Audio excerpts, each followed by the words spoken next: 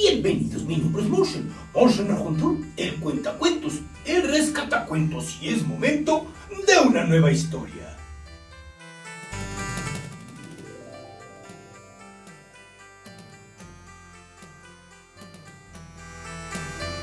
Hola, me da mucho gusto verlos aquí el día de hoy. Bueno, pues hoy amanecí muy contento porque bueno, me estoy viendo esto de las estadísticas del canal y de repente, wow, estamos cerca de llegar a los 1920 suscriptores, cosa que me encanta. Recuerden que estamos muy cerca de los 2000, depende de ustedes si de ahí saltar a los 10,000, a los 100,000 y más. Pero eso, bueno, pues lo necesito con tu ayuda, querido amigo. Si no te has suscrito al canal, hazlo en este momento.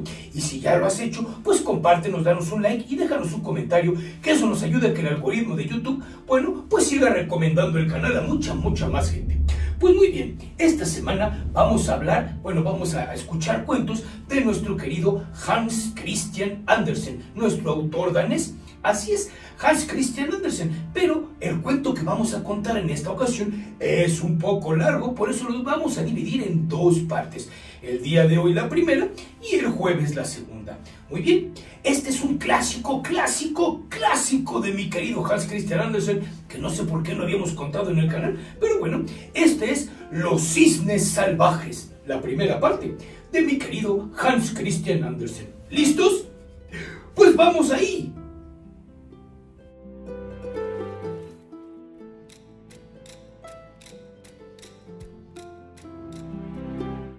Hace mucho tiempo, lejos de nuestras tierras, allá donde van las golondrinas cuando el invierno llega a nosotros, vivía un rey que tenía 11 hijos y una hija. La hija se llamaba Elisa. Los 11 hermanos, bueno, pues todos eran príncipes, por supuesto. Llevaban una estrella en el pecho y sable al cinto para ir a la escuela. Escribían con un lapicín de diamantes sobre pizarras de oro y aprendían de memoria con la misma facilidad con la que leían. Enseguida se notaba, bueno, que eran príncipes, ¿verdad? Elisa, la hermana, se sentaba en un escabel de reluciente cristal y tenía un libro de estampas que había costado, bueno, cualquiera diría que lo que valía la mitad del reino. Sí, era muy costoso. Qué bien lo pasaban aquellos niños. Lástima que, bueno, la felicidad no puede durar para siempre. Su padre, el rey de todo el país, había enviudado y se casó con una reina perversa que era medio bruja y que además odiaba a los pobres muchachos, bueno, a los príncipes. Ya el primer día pudieron ellos darse cuenta. Fue el caso que había una gran gala en todo el palacio y los pequeños jugaron a visitas, pero en vez de recibir pasteles y manzanas asadas, como suele ser en tales ocasiones, la nueva reina, la bruja, no les dio más que arena en una taza de té, diciéndoles que imaginaran que era cualquier otra cosa. A la semana siguiente, a Elisa, para que aprendiera lo que era la humildad para ser una princesa, según ella, la mandó a vivir con unos labradores y antes de mucho tiempo, antes ya había dicho al rey tantas cosas malas de los príncipes, que bueno, que el rey acabó por desentenderse de ellos. Imagínense cómo era esta mujer de mala y manipuladora. ¡A volar por el mundo! ¡Apañaros por vuestra cuenta!, exclamó un día la perversa mujer y los transformó en aves. Así es, a volar con grandes aves sin voz. Pero no pudo llegar al extremo de maldad que hubiera querido. Los niños se transformaron en 11 hermosísimos cisnes salvajes. Con un extraño grito emprendieron el vuelo por las ventanas del palacio y cruzando el parque desaparecieron en el bosque. Era aún de madrugada cuando pasaron por el lugar donde su hermana Elisa yacía dormida en el cuarto de los campesinos. Y aunque describieron varios círculos y revoloteos sobre el tejado y estiraran sus largos cuellos y estuvieron aleteando vigorosamente, nadie los oyó ni los vio. Hubieron de proseguir remontándose hasta las nubes por esos mundos de Dios y se dirigieron hacia un gran bosque tenebroso que se extendía hasta la mismísima orilla del mar. La pobre Elisita seguía en el cuarto de los labradores jugando con una hoja verde, único juguete o objeto que realmente poseía, abriendo en ella un agujero y miró al sol a través de este agujerito y parecióle como si viera los ojos límpidos de sus hermanos. Y cada vez los rayos del sol le daban en la cara, ella creía sentir el calor de sus besos y sus abrazos. Pasaban los días monótonos e iguales, cuando el viento soplaba por entre los grandes setos de rosales plantados delante de la casa y susurraba a las rosas: ¿qué puede haber más hermoso que ustedes? Pero las rosas meneaban la cabeza y respondían: Elisa, Elisa es más hermosa. Cuando la vieja de la casa, sentada los domingos en el umbral, leía su devocionario, porque hasta eso era una mujer que te trataba bien, Elisa, y era bastante piadosa, el viento le volvía las hojas y le preguntaba al libro: ¿quién puede ser más piadoso que tú? Elisa, Elisa es la más piadosa, replicaba el devocionario. Y lo que decían las rosas y lo que decía aquel libro, pues realmente era verdad. Porque aquel libro, bueno, pues aquel libro tampoco podía mentir. Habían convenido en que la niña regresaría al palacio cuando cumpliese los 15 años. Pero al ver la reina lo hermosa que era, sintió rencor y sintió odio y la habría transformado en cisne como a sus hermanos. Sin embargo, no se atrevió a hacerlo enseguida. ¿Por qué? Bueno, porque el rey quería ver a su hija. Por la mañana, muy temprano, fue la reina al cuarto de baile, que era todo de mármol y estaba adornado con espléndidos almohadones y cortinajes, y tomando 3 sapos, los besó y les dijo al primero: súbete a la cabeza de la princesa Elisa cuando esté en el baño para que se vuelva tonta como tú. Y le dio el beso. Al otro le dijo: ponte sobre su frente, le decía el segundo, para que se vuelva como tú de fea. Y lo besó. Y así su padre no lo reconozca. Y el tercero le dijo: siéntate sobre su corazón e infúndele malos sentimientos para que sufra. Y lo besó. Echó luego los sapos al agua clara, que inmediatamente se tiñó así de verde espantoso y luego volvió a ser clara y cristalina. Y llamando a Elisa, bueno, le dijo que se quitara la ropa y que se tomara un baño. ¿Para qué? Pues para que su padre la viera limpia, ¿verdad? Y al hacerlo, uno de los sapos se le puso en la cabeza, el otro en la frente y el tercero en el pecho, pues sin que la niña pareciera notarlo. Y en cuanto se incorporó, 3 rojas flores hermosas que de adormidera aparecieron flotando en el agua. Aquellos animales eran ponzoñosos y habían sido besados por la bruja.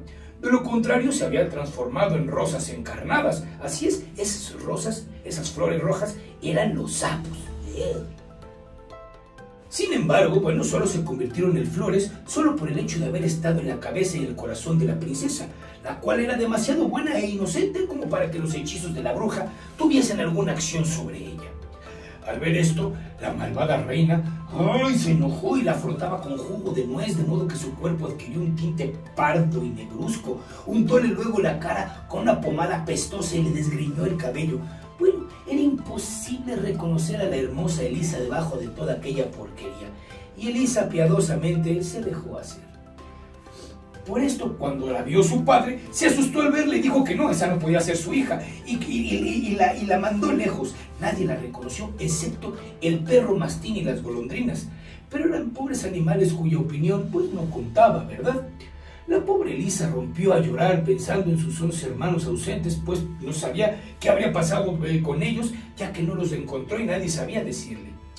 Salió angustiada del palacio y estuvo todo el día vagando por los campos y eriales, adentrándose en el bosque inmenso, que bueno, no le salía tan mal a la bruja, ¿verdad? Pero se sentía acongojada y anhelante de encontrar a sus hermanos, que a buen seguro también andarían vagando por el amplio mundo, al haber sido rechazados por su padre y encantados por la bruja. Pues Elisa se hizo el propósito de buscarlos. Llevaba poco rato en el bosque cuando se hizo de noche. La doncella había perdido el camino. Tendióse sobre el blando musgo y empezó a hacer sus oraciones vespertinas. Reclinó la cabeza sobre el tronco del árbol, oraba a Dios por sus hermanos, y reinaba un silencio absoluto. El aire estaba tibio y en la hierba y el musgo que la rodeaban lucían las verdes lucecitas de centenares de luciérnagas, y cuando tocaba con la mano una de las ramas, los insectos luminosos caían al suelo como estrellas fugaces. Toda la noche Estuvo soñando en sus hermanos. De nuevo los veía de niños jugando, escribiendo en la pizarra de oro con su lápiz de diamante, y contemplaba el maravilloso libro de estampas que, según decían, había costado casi medio reino, pero no escribían en el tablero como antes, ceros y rasgos y números, sino las osadísimas gestales que habían realizado y todas las cosas que habían visto y vivido. Y en el libro todo cobraba vida. Así es, los pájaros cantaban, las personas salían de las páginas y hablaban con Elisa y sus hermanos, así es, pero cuando volvía la hoja saltaban de regreso al interior, pues para que no se produjesen ninguna confusión en el texto, ¿verdad? Cuando despertó la bella Elisa, el sol estaba ya alto sobre el horizonte. Elisa no podía verlo, pues los altos árboles formaban un techo de espesas ramas, pero los rayos jugueteaban allá afuera como un ondante velo de oro. El campo esparcía sus aromas y las avecillas venían a posarse casi en tropel en sus hombros. Oía el chapoteo del agua, pues fluían en aquellos alrededores muchas y muchas caudalosas fuentes. Estas fuentes, por cierto, iban a desaguar en un lago de límpido y fondo arenoso.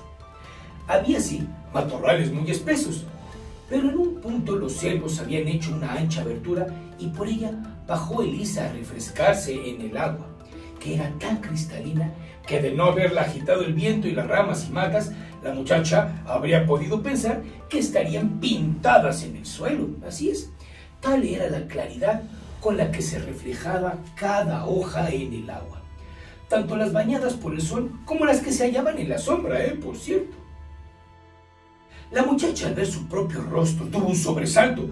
Estaba toda manchada con este tinte negruzco y feo, y el cabello alborotado. Bueno, pero en cuanto se hubo frotado los ojos y la frente con la mano mojada, volvió a brillar su blanquísima piel.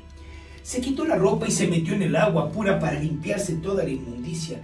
En el mundo entero, después, no se habría encontrado una princesa tan hermosa como era ella. Vestida ya de nuevo y trenzado su largo cabello, se dirigió a la fuente borbotante y bebió del hueco de la mano y prosiguió su marcha por el bosque, a la aventura, sin saber dónde. Pensaba en sus hermanos y oraba a Dios misericordioso, que seguramente no la abandonaría. Él hacía crecer las manzanas silvestres para alimentar a los hambrientos, pensaba, y él seguramente la guiaría. Y así es, él la guió hasta alguno de aquellos árboles cuyas ramas se doblaban bajo el peso del maravilloso fruto. Comió de él y, después de colocar apoyos para las ramas para que no se cayeran por el peso de los frutos, se adentró en la parte más oscura de aquella selva. Reinaba ahí un silencio tan profundo que la muchacha oía el rumor de sus propios pasos y el de las hojas secas que se doblaban bajo sus pies. Bueno, no se veía ni un pájaro, ni un rayo del sol se filtraba por entre los corpulentos y densas ramas de los árboles, cuyos altos troncos estaban tan cerca unos de otros que, al mirar la doncella a lo alto, parecían verse rodeadas por un enrejado de vigas. Era una soledad como nunca antes la pobre Elisa había conocido. La noche siguiente fue muy oscura. Ni una diminuta luciérnaga brillaba en el musgo. Ella se echó triste a dormir. Y entonces tuvo la impresión de que se apartaban las ramas extendidas encima de su cabeza y que Dios nuestro Señor la miraba con esos ojos bondadosos, mientras unos ángeles le rodeaban y asomaban por entre sus brazos y la cubrían con sus alas. Al despertarse por la mañana no sabía si había soñado o si todo aquello había sido realidad. Anduvo unos pasos y se encontró con una vieja que llevaba bayas en una cesta. Ahí va la viejilla. La mujer le dio unas cuantas y Elisa le preguntó si por casualidad había visto a 11 príncipes cabalgando por el bosque. No he visto nada, respondió la vieja. Bueno, ayer vi 11 cisnes con coronas de oro en la cabeza que iban río abajo, pero nada más. Acompañó a Elisa un trecho hasta una ladera a cuyo pie serpenteaba un riachuelo. Los árboles de sus orillas extendían sus largas y frondosas ramas y al encuentro unas de otras, ahí donde no se alcanzaban por su crecimiento natural, las raíces salían al exterior y formaban un entretejido por encima del agua.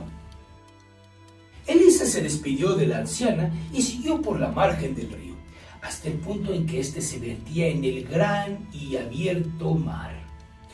Frente a la doncella se extendía el soberbio océano, pero en él no se divisaba ni una vela, ni un bote. ¿Cómo seguir adelante? Consideró las innumerables piedrecillas de la playa, redondeadas y pulimentadas por el agua. Cristal, hierro, piedra, todo lo había acumulado ahí, siendo modelado por el agua, a pesar de ser esta mucho más blanda que su mano. La ola se mueve incesantemente y así alisa las cosas duras, pues yo seré tan incansable como ellas. Gracias por su lección, olas claras y saltarinas. Algún día, me lo dice el corazón, me llevarán al lado de mis hermanos. Sí, así es, de mis queridos hermanos. Entre las algas arrojadas por el mar a la playa yacían 11 blancas plumas de cisne, diferente una de otra, que la niña recogió haciendo un haz con ellas. Estaban cuajadas de gotitas de agua, rocío o lágrimas. ¿Quién sabe? Se hallaba sola en la orilla, pero no sentía la soledad, pues el mar cambiaba constantemente. En unas horas se transformaba más veces que los lagos en todo un año. Se avanzaba una gran nube negra. El mar parecía decir: ¿ves qué tenebroso puedo ponerme? Y luego soplaba viento y las olas volvían al exterior su parte blanca. Pero si las nubes eran de color rojo y los vientos dormían, el mar podía compararse con un pétalo de rosa. Era ya verde, era ya blanco, aun por mucha calma que en él reinara, en la orilla siempre se percibía un leve movimiento. El agua se levantaba débilmente, como el pecho de un niño dormido. A la hora del ocaso, Elisa vio que se acercaban volando 11 cisnes salvajes que tenían unas coronillas de oro. Iban muy bien alineados, uno tras otro, formando una larga cinta blanca. Elisa remontó la ladera y se escondió detrás de un matorral. Los cisnes se posaron muy cerca de ella, agitando sus grandes alas blancas. No bien el sol hubo desaparecido bajo el horizonte, se desprendió el plumaje de las aves y aparecieron ante ella 11 apuestos príncipes, así es, los hermanos de Elisa. Ella lanzó un agudo grito, pues aunque sus hermanos habían cambiado mucho, bueno, la muchacha comprendió que eran ellos. Algo en su interior le dijo que no podían ser otros. Ella salió de su escondite y se arrojó en sus brazos llamándolos por sus nombres. Y los mozos se sintieron indeciblemente felices al ver y reconocer a su querida hermana. Tan mayor ya y tan hermosa, por cierto. Reían y lloraban a la vez y pronto se contaron mutuamente el cruel proceder de aquella madrastra bruja. Nosotros, dijo el hermano mayor, volamos convertidos en cisnes salvajes mientras el sol esté en el cielo. Pero en cuanto el sol se ha puesto, recobramos nuestra figura humana. Por eso debemos cuidar siempre de tener un punto de apoyo para los pies a la hora del anochecer. Pues entonces, si volásemos demasiado alto hacia las nubes, nos precipitaríamos al abismo en nuestra forma humana y bueno, pues no habría manera de salvarnos. Nosotros, continuaba el hermano, no habitamos aquí. Allende el océano hay una tierra tan hermosa como esta, pero el camino es muy largo a través de todo el mar y sin islas donde pernoctar. Solo hay un arrecife solitario que emerge en las aguas justo para descansar en él, pegados unos a otros. Y el mar está muy movido, sus olas saltan por encima de nosotros, pero con todo, damos gracias a Dios de que aquella roca esté ahí. En ella pasamos la noche en figura humana, y si no la hubiera, nunca podríamos visitar nuestra amada tierra natal, pues la travesía nos lleva los 2 días más largos del año.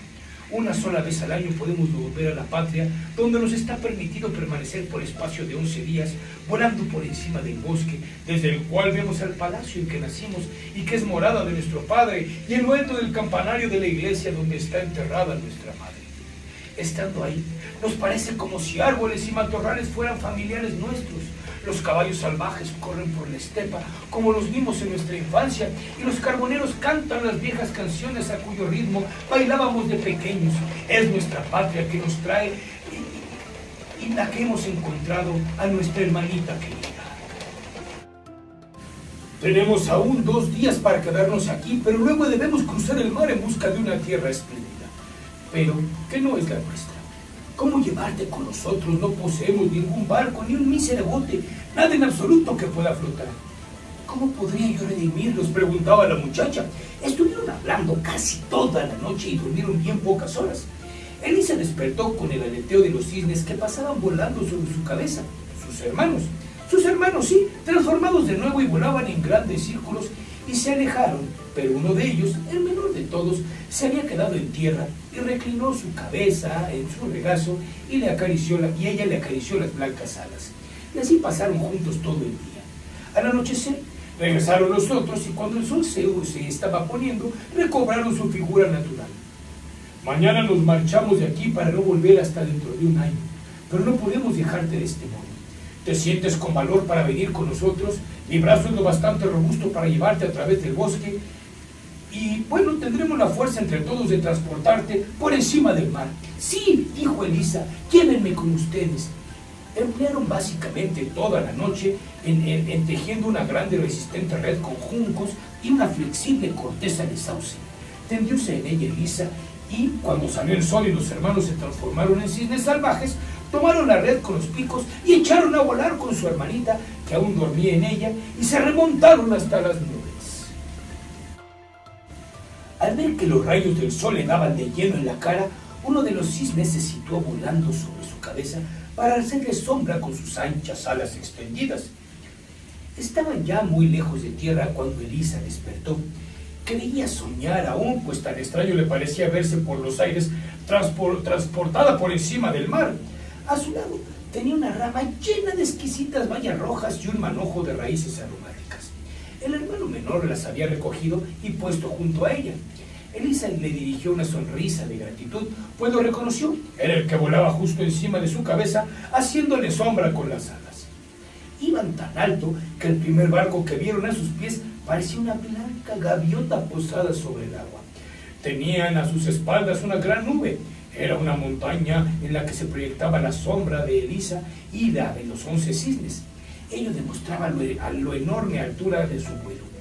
El cuadro era magnífico, como jamás viera la muchacha, pero al elevarse más hacia el sol y quedar rezagada la nube, se desvaneció la hermosa silueta. Siguieron volando durante todo el día, raudos como zumbantes saetas, y sin embargo llevaban menos velocidad que de costumbre, pues los frenaba un poco el peso de su hermanita. De repente se levantó mal tiempo y el atardecer se acercaba. Elisa veía angustiada cómo el sol iba hacia el ocaso sin que se vislumbrase el solitario arrecife en la superficie del mar. Dábase cuenta de que los cisnes aleteaban con mayor fuerza todavía. Ay, ella tenía la culpa de que no pudiesen avanzar con la ligereza a la que estaban acostumbrados, con la ligereza necesaria. Al desaparecer el sol, se transformarían en seres humanos y se precipitarían directos hacia el mar y se ahogarían. ¡Ah! Desde el fondo de su corazón elevó una plegaria a Dios, oraba a Dios todo misericordioso, pero el acantilado no aparecía. Los negros nubarrones se aproximaban por momentos y las fuertes ráfagas de viento anunciaban ya la tempestad. Las nubes formaban un único arco grande y amenazador que se adelantaba como si fuese de plomo, y los rayos se sucedían sin interrupción. El sol se hallaba ya a nivel del mar. A Elisa le palpitaba el corazón. Los cisnes descendieron bruscamente con tanta rapidez que la muchacha tuvo la sensación de caerse, pero enseguida reanudaron el vuelo.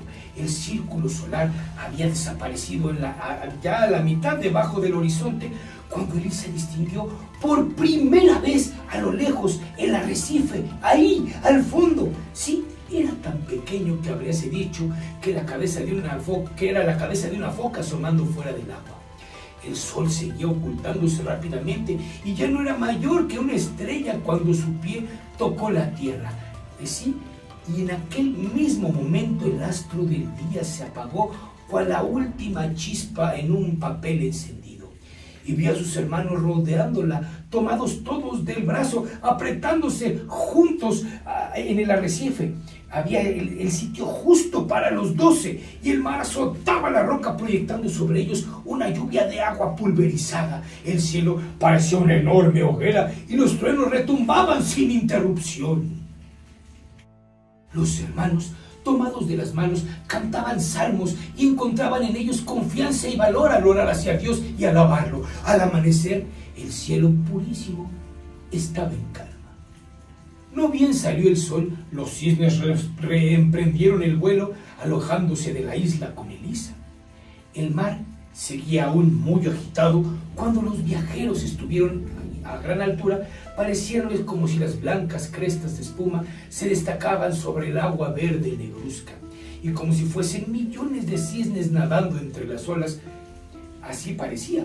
Al elevarse más el sol, Elisa vio ante sí, a lo lejos, flotando en el aire, una tierra montañosa con las rocas cubiertas de brillantes masas de hielo, y en el centro se extendía un palacio que bien mediría 1 milla de longitud, con atrevidas columnas superpuestas, y debajo ondeaban palmerales y magníficas flores, grandes como ruedas de molino. Elisa preguntó si aquel era el país de destino, pero los cisnes sacudieron la cabeza negativamente. Más adelante se enteró que lo que había visto era el soberbio castillo de nubes de la Fata Morgana, eternamente cambiante. No había ahí lugar para criaturas humanas. Elisa clavó en él la mirada y vio cómo se derrumbaban las montañas, los bosques y el castillo, quedando reemplazados por 20 altivos templos, todos iguales, con altas torres y ventanales puntiagudos. Creyó oír los sones de los órganos, pero lo que en realidad oía era el rumor del mar. Estaba ya muy cerca de los templos cuando estos se transformaron una vez más en una gran flota que navegaba debajo de ella, y al mirar al fondo vio que eran brumas marinas deslizándose sobre las aguas. Visiones constantemente cambiantes desfilaban ante sus ojos, hasta que al fin vislumbró la tierra real, término de su viaje, con grandiosas montañas azules, cubiertas de bosques de cedros y ciudades y palacios. Mucho antes ya de la puesta del sol, se encontraban en la cima de una roca, frente a una gran cueva revestida de delicadas y verdes plantas trepadoras, comparables a bordados de alfombras. Así es. Vamos a ver lo que sueñas aquí esta noche, dijo el menor de los hermanos, mostrándole el dormitorio. Bueno, ya había caído la noche y ya se habían transformado una vez más. Quiere el cielo que sueñe la manera de salvarlos, queridos hermanos, respondió ella. Aquella idea no se le iba de la mente y rogaba a Dios de todo corazón pidiéndole ayuda. Bueno, era tan piadosa que hasta en sueños oraba.